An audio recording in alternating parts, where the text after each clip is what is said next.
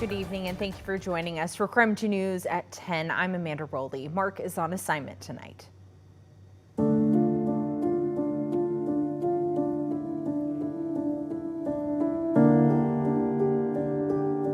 Tonight here on KREM 2 News, we are honoring the 4 young lives who were taken from their families and friends too soon.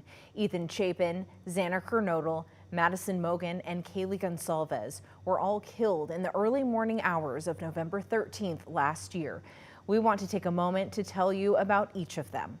Ethan Chapin from Conway, Washington, had just turned 20 years old the month before he was killed. He was one of 3 triplets. His brother and sister were students alongside him at the University of Idaho. He was a member of the Sigma Chi fraternity. In the year since his death, they have raised more than $125,000 for the Ethan Chapin Memorial Scholarship Fund. He was dating Zanna Kodal, who was also killed. Zanna was 20 years old. She was originally from Arizona, but then moved to Post Falls and went to Post Falls High School, where she was active in volleyball, track, and soccer. She was a junior majoring in marketing. She was also a member of the Phi Beta Phi sorority. According to her family, she loved her dog, electronic dance music, and going on family trips with her sister and father.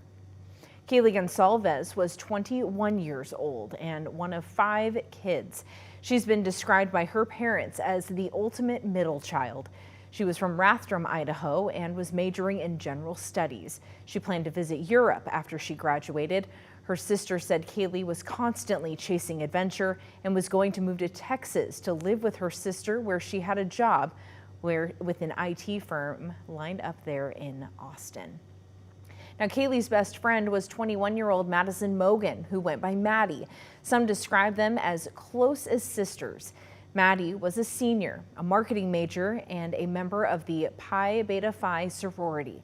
She loved the color pink and planned to move to Boise after she graduated to be closer to her boyfriend.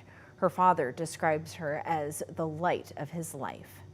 Now, wrapping up just a few hours ago at the University of Idaho, students met to honor the lives lost at their university just 1 year ago.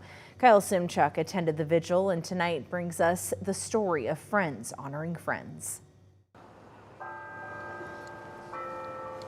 As bells on campus rang, hundreds of students shuffled silently onto the lawn outside the University of Idaho administration building. Today, we are gathered a year after an event that shook many of our lives. No words could make this day any less hard. Kaylee, Maddie, Zanna, and Ethan still live on in stories and memories, and those were shared tonight by those who knew and loved them. Kaylee gave me this book my freshman year called The Sun and Her Flowers.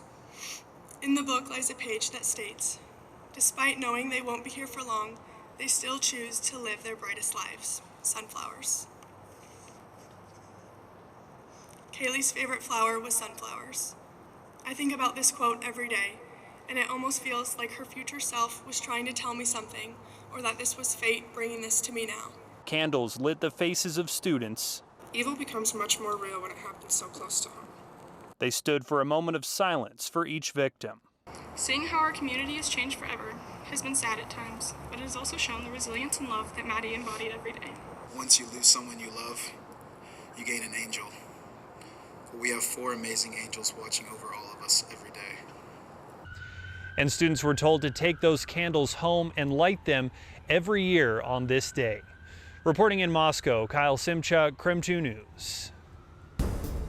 And taking a break now from our special coverage tonight, we'll get a first look at weather. We'll send it over to Chief Meteorologist Jeremy Legoo for our forecast. Hey, Jeremy. Well, hey, Amanda, we do have some reports coming in of some fog, and it is a bit dense in areas, especially down across parts of the Palouse.